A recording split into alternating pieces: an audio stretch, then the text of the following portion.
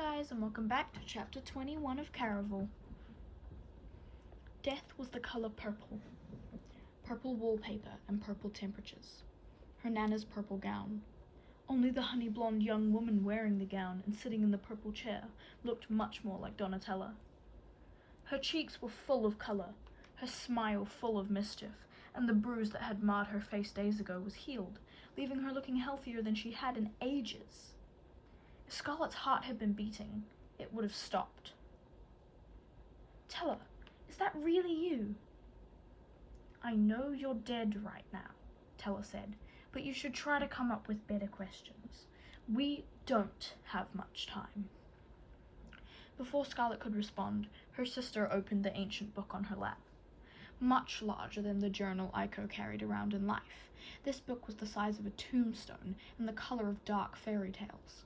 Black ice covered with tarnished gold script. It swallowed Scarlet with its leather-bound mouth and spit her onto a chilly sidewalk. Donatella materialized beside her, though she looked less corporeal than before, transparent around the edges. Scarlet didn't feel very solid herself. Her head was fuzzy from dreaming and dying and all that came with it, but this time she managed to ask, "Where can I find you?" "If I told you, that would be cheating," Tella sang. "You need to watch." In front of them, a purple sun fell behind a grand home, similar to the turreted building that housed Caraval, but smaller and painted dark plum with a violet trim. The girl inside it wore a shade of purple as well. Again, it looked like her nana's purple dress. In fact, it was that gown, only this time the woman who wore it was her nana, a much younger version, almost as pretty as she had claimed, with golden blonde curls that reminded Scarlet of Tella. Her arms were wrapped around a dark-haired young man who seemed to think she would look better without the purple dress on. He also looked a great deal like her grandfather before his body went too fat, and his nose filled with blue veins. The young man's fingers fumbled with the purple gown's laces. "Ugh," Tella said, "I don't want to see this part." She vanished again as Scarlet scrambled to find anywhere else to look, but everywhere she turned she saw the same window. "Oh," her young grandfather mumbled, "Annalise." Scarlet had never heard her grandmother called that name. She'd always been just Anna, but something about the name Annalise rang familiar.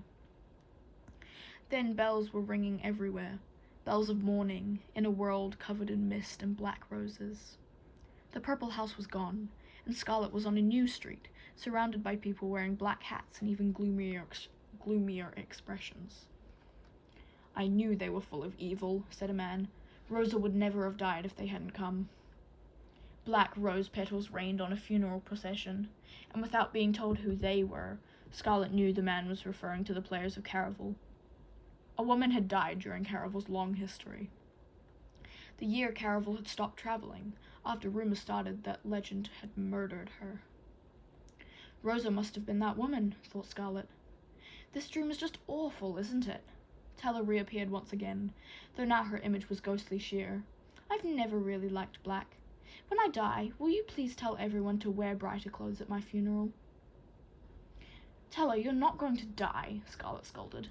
Tella's image flickered like a candle lacking confidence. "I might if you don't win this game. Legend likes to—" Tella vanished. "Donatella!" Scarlet called for her sister. "Tella?" But she seemed to be gone for good this time. No more traces of her purple dress or blonde curls, just a funeral of endless gloom. Scarlet could feel the grey press of everyone's grief as she continued to listen, hoping to learn what Tella had been unable to say as words of mourning switched to gossip. "Sad, sad story," whispered one woman to another. "When Rosa's fiancé won the game, his prize was finding her in bed with Legend." "But I heard she was the one who called off their wedding," said the other woman. "She did, right after her fiancé caught them. Rosa said she was in love with Legend and wanted to be with him instead. But Legend laughed and said she'd got too carried away with the game." "I thought no one ever saw Legend," said the other woman. "No one sees him more than once. They say he wears a different face every game. Beautiful, but cruel. I heard he was there when Rosa flung herself out the window, and he didn't even try to stop her. Monster. "I thought he pushed her," said a third woman. "Not physically," said the first. "Legend likes to play twisted games with people, and one of his favorites is making girls fall in love with him. Rosa jumped the day after he discarded her, after her parents found out and refused to let her return home. Her fiancé blames himself, though. His servants say he moans Rosa's name in his sleep every night." The three young women turned as a young man trudged by at the very rear of the procession. His dark hair was not so long, and his hands contained no ink from tattoos, no rose for Rosa. But Scarlet recognized him right away. Dante. This must have been why he wanted to win the wish so badly, to bring his fiancée back to life.